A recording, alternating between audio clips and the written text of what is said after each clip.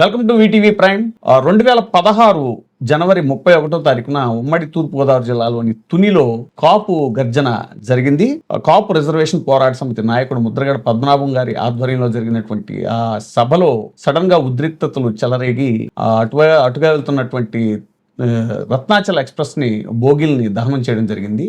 అయితే అప్పట్లో ఆ కేసు దాని మీద రైల్వే పోలీసులు 41 మంది మీద కేసు పెడితే విజయవాడ రైల్వే కోర్టు 2023 మే 1వ తారీఖున ఆ కేసులన్నీ కూడా కొట్టేయడం కూడా జరిగింది. అయితే ఇప్పుడు సడన్ గా కూటమి ప్రభుత్వం మళ్ళీ ఒక జీవో జారీ చేసింది. అదేంటంటే ఆ కేసులు మీద మళ్ళీ పునర్విచారణ చేయాలి అనేటువంటిది తీసుకున్నటువంటి స్టాండ్. సో అసలు కాపు ఉద్యమానికి కారణం ఏంటి, అసలు ఈ పరిణామాల మీద మనతో చర్చించడానికి విశ్లేషించడానికి ఉన్నారు ప్రముఖ జర్నలిస్ట్ అండ్ జూరిస్ట్ విజయబాబు గారు. సార్, అసలు కాపు ఉద్యమానికి కారణం ఏంటి?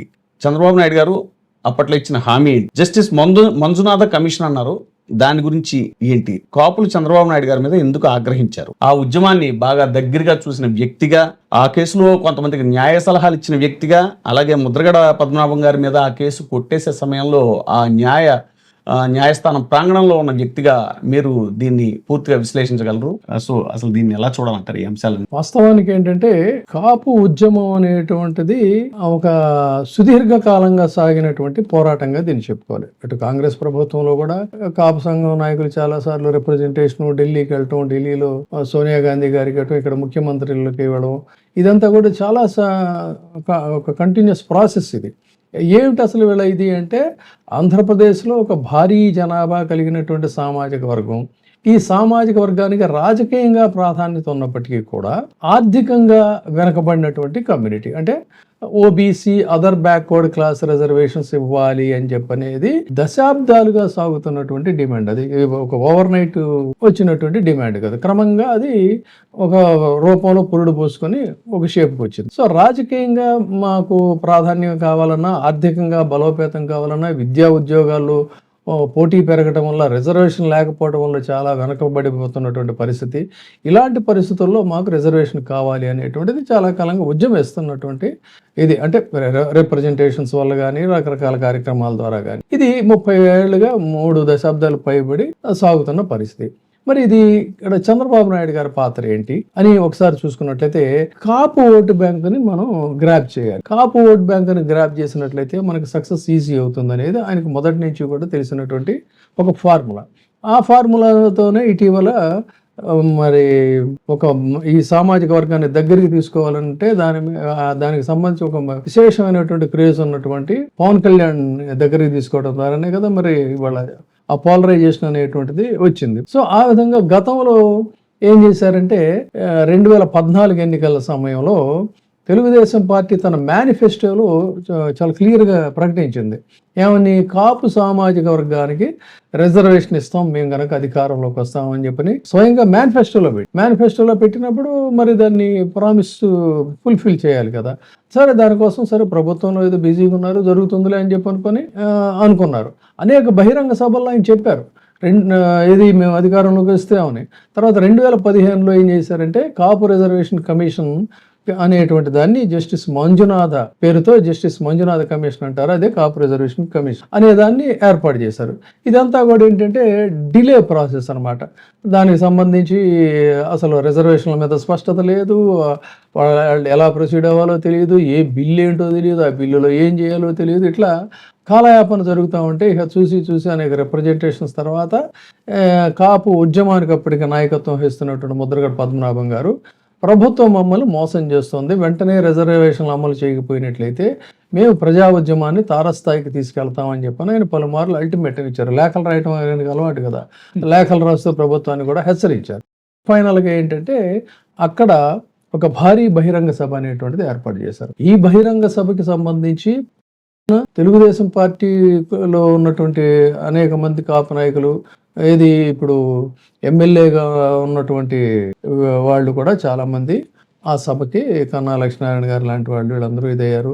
తర్వాత అది చాలా ఒక తీవ్రమైనటువంటి ఉద్రిక్తకు దారితీస్తే ఆ రోజున దాసరి నారాయణరావు గారు హైదరాబాద్ నుంచి బయలుదేరారు. దాసరి నారాయణరావు గారు హైదరాబాద్ నుంచి బయలుదేరితే ఆయన వస్తున్నాడని తెలిసి రోడ్లు క్లోజ్ చేసేసారు. విజయవాడ హైవే దగ్గరికి వచ్చేసరికి రోడ్స్ క్లోజ్ చేసేసారనేటువంటి సమాచారం కూడా ఆయన పట్ల సానుభూతి పరులైనటువంటి పోలీసులు స్వయంగా దాసరి గారు నాకు చెప్పిన మాట చేస్తే ఆయన ఏం చేశాడంటే ఆయన బైపాస్ రోడ్డు నుంచి విజయవాడ హైవే నుంచి కాకుండా ఆయన బైపాస్ రోడ్డు నుంచి అక్కడికి చేరుకునేటువంటి ప్రయత్నం చేస్తే ఆయన్ని స్టార్టింగ్ లోనే అడ్డగించారు. చిరంజీవి గారు త్రూ ఫ్లైట్ ఆయన బయలుదేరితే ఆయన్ని ఎయిర్పోర్ట్ దగ్గరే రాజమండ్రి దిగగానే దీని దగ్గర ఆయన ఆపేసేశారు. అట్లా అనేక మంది నాయకుల్ని మన బొత్స సత్యనారాయణ, ఇప్పుడు అంబటి రాంబాబు, వీళ్ళందరూ కూడా చాలా మందిని వాళ్ళని ఎక్కడికక్కడ నిలువరించినటువంటి పరిస్థితి. కొంతమంది ఏదో రకంగా అయితే అటెండ్ అయ్యారు. సో ఇది జరుగుతుంది. అక్కడ సభ జరుగుతూ ఉంటే ఏంటంటే ఊహించని విధంగా విపరీతంగా విశేష స్థాయిలో వీళ్ళందరూ కూడా అటెండ్ అవ్వటం. ఆ సమయంలో ఒక్కసారి సభ జరుగుతూ ఉంటే ఉన్నటువంటి కొంతమంది అక్కడి నుంచి లేచి తుని రైలు వెళ్ళడం కాదు, అక్కడ రత్నాచల ఎక్స్ప్రెస్ అనేటువంటిది తునిలో ఆగి ఉంటే వీళ్ళు ఏంటంటే డెమాన్స్ట్రేషన్స్ అన్నీ చేసుకుంటూ వెళ్ళారు. వెళితే ఈలోపు కొంతమంది యాంటీ సోషల్ ఎలిమెంట్స్, నిజానికి ఏంటంటే వీళ్ళకి సంబంధం లేదు, అంటే ఒక విచారణలో తేలింది ఏంటంటే ఎవరో కొన్ని ఎలిమెంట్స్ అప్పటికప్పుడు ప్రీ ప్లాన్డ్గా వచ్చి, ఎందుకంటే వాళ్ళ చేతుల్లో పాలిథిన్ కవర్స్లో పెట్రోల్ మరి కిరోసిన్ ప్యాకెట్స్ అవన్నీ కూడా ఉన్నాయని చెప్పి అన్నారు. వాటన్నిటిని విసిరేయటం, అక్కడ ఉన్నటువంటి ఒక రైల్వే స్టేషన్ మీద అటాక్ చేయటం, పోలీస్ జీపుల మీద అటాక్ చేయటం, రైలు మీద అటాక్ చేయటం, ఇట్లా జరిగింది. యంగ్స్టర్స్ ఉంటారు కదా, సహజంగానే యంగ్స్టర్స్ వీళ్ళందరూ కూడా చాలా మంది రెచ్చిపోయారు. అయితే బాధ్యత కలిగినటువంటి నాయకులు కంట్రోల్ చేయడానికి ట్రై చేశారు. ఈ విధంగా మొత్తం మీద బీభత్సం జరిగింది. అక్కడ 2 బోగీలు మాత్రమే తగలబడినాయి. రత్నాచల ఎక్స్ప్రెస్ 2 బోగీలు ఇదైంది. సో దీని మీద ఏం చేశారంటే రైల్వే పోలీసులు మొత్తం 41 మంది మీద, ఇంక్లూడింగ్ ముద్రగడ పద్మనాభం, దాడిశెట్టి రాజా, మంచాల సుధాకర్ నాయుడు, కాంగ్రెస్ మన కామన ప్రభాకర్ రావు, కల్వకల్ను మన ఆయన పేరేంటి తాతాజీ, వాసిరెడ్డి యేసుదాసు, నల్ల విష్ణుమూర్తి, ఆకుల రామకృష్ణ, ఇలాంటి వాళ్ళందరి మీద కూడా కేసులు పెట్టారు. కేసులు పెట్టిన తర్వాత 2021వ తారీఖు నాడు విజయవాడ రైల్వే కోర్టు ఏం చేసిందంటే, ఇక్కడ అసలు ఈ ప్రాసెస్ ఎట్లా జరిగింది, ఎన్ని కేసులు పెట్టారు అనేది కూడా చెప్పు. ఫస్ట్ మనం డిస్కస్ చేద్దాం. ఏంటంటే 2023 మే 1వ తారీఖు నాడు విజయవాడ రైల్వే కోర్టు ఈ కేసులో సరైన సాక్ష్యాలు చూపించడంలో రైల్వే పోలీసులు విఫలమయ్యారు కాబట్టి సరిగ్గా ఇది విచారణ చేయలేదని చెప్పిన 3 రైల్వే ఆఫీసర్స్ మీద యాక్షన్ తీసుకోవాలి, అక్రమంగా కేసులు పెట్టారు 41 మంది మీద. అది ఇప్పుడు ఇంతకాలం లాగారు, దీన్ని మేము చాలా తీవ్రంగా పరిగణిస్తున్నామని చెప్పి అన్నారు. ఈ కేసులో నేను ఆ ప్రాంగణంలో ఉండటం వాటికి సంబంధించి ఇది చూడటమే తప్ప, అడ్వకేట్గా అప్పుడు నేను ప్రాక్టీస్ చేస్తున్నప్పుడు నిజానికి ఈ కేసులను వీటన్నిటిని డీల్ చేసింది ఏంటంటే మన్మథరావు గారు అండ్ టీం అనమాట. వాళ్ళు ఈ కేసులని సో ఇది ఆ కేసుని 41 మంది మీద పెట్టినటువంటి కేసు కొట్టేశారు. అయితే కేవలం ఇంతమంది మీద ఈ ఒక్క కేసేనా కాదు, మొత్తంగా చూసుకున్నట్లయితే ఈ యాజిటేషన్ వ్యవహారం, రైల్వే కేసు, వీటన్నిటి మీద కూడా ఆనాటి టీడీపీ ప్రభుత్వం పెట్టినటువంటి కేసులు ఎన్ని అంటే 329 మంది మీద, ఎగ్జాక్ట్లీ 329 మీద వివిధ సెక్షన్ల కింద కేసులు నమోదు చేస్తే 2016 నుంచి 19 వరకు జరిగిన దర్యాప్తులో 153 కేసులన్నీ కూడా వీగిపోయిన తర్వాత వైసీపీ ప్రభుత్వం అధికారంలోకి వచ్చాక వైసీపీ ప్రభుత్వం ప్రచారంలో మేము వస్తే ఇది చేస్తాం, కాపులకి చెప్పకుండానే చాలా చేసింది. అందులో చెప్పకుండా చేసిన వాటిలో ఏంటంటే జస్ట్ ఊరికే రిప్రజెంటేషన్ వెళితే ఏం చేశారంటే సమీక్షించి 176 కేసులకు సంబంధించి 161 కేసుల్ని వెనక్కి తీసుకుంది వైసీపీ ప్రభుత్వం. వెళ్ళగానే అక్కడ చాలా సానుకూలంగా జగన్మోహన్ రెడ్డి గారు స్పందించి 14 కేసులు మాత్రమే కోర్టులో విచారణ ఉన్నాయి, వీళ్ళ చేతిలో లేనటువంటి ఇది.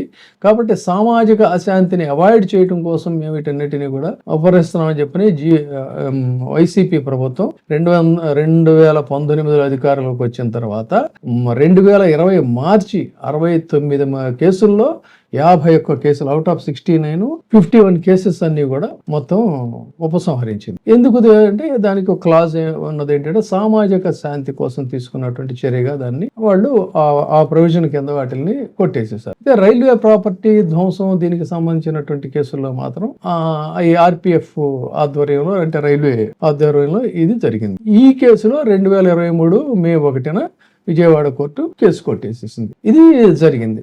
వాస్తవానికి మరి ఆ రోజున ప్రామిస్ చేయటం దేనికి? మేము అధికారంలోకి వస్తే కేవలం ఏంటంటే కాపుల ఓట్లు కొల్లగొట్టడం కోసం అని చెప్పని మేము అధికారంలోకి వస్తే మేము రిజర్వేషన్ ఇస్తామని చెప్పి, ఆ రిజర్వేషన్ అనేటువంటిది చాలామంది ఎక్స్పర్ట్స్ అది సాధ్యం కాదు, ఈ ప్రాసెస్లో సాధ్యం కాదని చెప్పని అన్నారు. మరి ఇప్పుడు మళ్ళీ అధికారంలోకి వచ్చారు. అధికారంలోకి రావడమే కాదు, వాళ్ళ ఓట్లను కూడా భారీ స్థాయిలో కొల్లగొట్టుకున్నారు. ఇప్పుడు ఈయన ఎంత చెప్తే అంత అక్కడ వ్యవహారం ఎన్డీఏలో. మరి ఇప్పుడైనా కాపుల పట్ల కనీసం సానుకూలంగా వ్యవహరించి వాళ్ళ యొక్క అభిమానాన్ని మళ్ళీ ఏదైనా కూడా కన్సాలిడేట్ చేసుకోవాలి. కానీ దాని బదులుగా ఏంటంటే ఏ ఉద్యమం కోసం అయితే అనేక ఉద్యమాలు ఇలాంటివి జరుగుతూ ఉంటాయి. ఇప్పుడు ఇంకొక ఆశ్చర్యం ఏంటంటే దీని మీద సరే ఆ జీవో ఇష్యూ చేశారు, ఆ జీవోని మళ్ళీ ఇప్పుడున్న ఆ ప్రకంపనలు ఏవో మొదలవుతున్నాయి, దాన్ని బట్టి వెనక్కి తీసుకుంటారా, ఆగిపోతారా, లేదు మళ్ళీ వీళ్ళని వేధించలేని, ఎందుకంటే ఇందులో మెజారిటీగా ఉన్నటువంటి వాళ్ళంతా వైసీపీ సానుభూతి పరులుగా ఉన్నారు, ఇన్క్లూడింగ్ వాళ్ళ టార్గెట్ ముద్రగడ పద్మనాభం. సో వాళ్ళందరినీ కూడా మళ్ళీ వేధించాలి అనుకుంటే ఈ కేసులు తిరగదోడాలి అనేటువంటిది, ముఖ్యంగా రైల్వే కేసు అనే దాన్ని తిరగదోడాలనేటువంటిది ఉద్దేశం. కాకపోతే ఏంటంటే ఇన్ని వందల మంది మీద ఈ కేసులన్నింటినీ పెట్టినటువంటి ప్రభుత్వం తిరిగి ఇప్పుడు సానుకూలంగా స్పందించాల్సింది పోయి మళ్ళీ వాళ్ళ మీద, అంటే వాళ్ళ మీద ఖచ్చితంగా నీకు ఒక మూల ఏదో ఒక కక్ష ఏదైతే ఉంది అనేది చాలా స్పష్టం అవుతా ఉంది. సో కాబట్టి మరి దీన్ని ఏం చేస్తారు ఏంటి అనేది ఒక పాయింట్. సరే, ఇది వీడియో లెంగ్త్ అయినప్పటికీ కూడా చాలా సెక్షన్లు పెట్టారు. అవన్నీ కూడా మరి మనకి పెద్ద ఏమవుతాయేమో తెలియదు, కానీ కేసుల్లో అంటే మామూలు వాళ్ళకి కూడా కొంత అర్థం కాదు. అవన్నీ నేనేం చేస్తానంటే మ్యాక్సిమం డిస్ప్లే చేయడానికి ట్రై చేస్తాను. ఇది స్థూలంగా దీనికి సంబంధించినటువంటి ఇష్యూ. సార్, యాక్చువల్గా మనం ఈ వీడియో చేస్తున్న టైంకే అదే మీరు కూడా ప్రస్తావించారు, ఈ దుమారం రేగుతుందని చెప్పి ఆ పరిణామాల నేపథ్యంలో ఈ అప్పీల్ చేయాలి అనుకున్నటువంటి జీవోని ఉపసంహరించుకుంటున్నారు అనేటువంటి యూటర్న్ తీసుకున్నారు అనేటువంటి సమాచారం కూడా వస్తుంది సార్. అంటే ఏంటి దీని వెనకాల ఏమైనా పవన్ కళ్యాణ్ గారి ఒత్తిడి అలాంటివి? అలా అదేమి లేదండి. ఇప్పుడు వాళ్ళకి ఏంటంటే అన్ని విధాలుగా కూడా వాళ్ళు ఒక మితిమీరినటువంటి పవర్లో ఉన్నారు. ఎవరిని మనకు అడ్డే లేదు, మనం ఎవరు ఏం చేసినా కూడా అనేటువంటి దీంట్లోనే ప్రొసీడ్ అవుతున్నారు. పాత ఎన్ని తిరగదోడుతున్న దీంట్లో ఇది కూడా వాళ్ళ దృష్టికి వచ్చింది. వచ్చిన వెంటనే ఓకే అని చెప్పి అన్నట్టుగా జీవోని ఇష్యూ చేశారు. జీవో ఇష్యూ చేసి లేదు ఇది రిఫరెన్స్ కింద చేసాం, అది కాదు ఇది కాదు అని బుకాయిస్తే ఎలా? అక్కడే వాళ్ళ యాటిట్యూడ్ ఏంటనేది, వాళ్ళ యొక్క అంబిషన్ ఏంటనేది మనకి స్పష్టంగా తెలుస్తుంది. చేయనివ్వండి, ఏది చేసినా కూడా ప్రజలు అన్ని గమనిస్తున్నారు కదా. సో లెట్ ఇట్ బి, చేయండి, కాదన్నది. చూద్దాం ఈ అంశం ఇంకా ఎలాంటి పరిణామాలకు దారితీస్తుందో. ఎలాంటి ఆసక్తికరమైనటువంటి చర్చల కోసం చూస్తూనే ఉండండి వీటీవీ ప్రైమ్. లైక్ చేయండి, షేర్ చేయండి, సబ్స్క్రైబ్ చేయండి. Thank you. ఇప్పుడే సబ్స్క్రైబ్ చేయండి, లైక్ చేయండి, షేర్ చేయండి. వీటీవీ ప్రైమ్, నీ ఉత్తమాభిరుచుల సమ్మేళనం.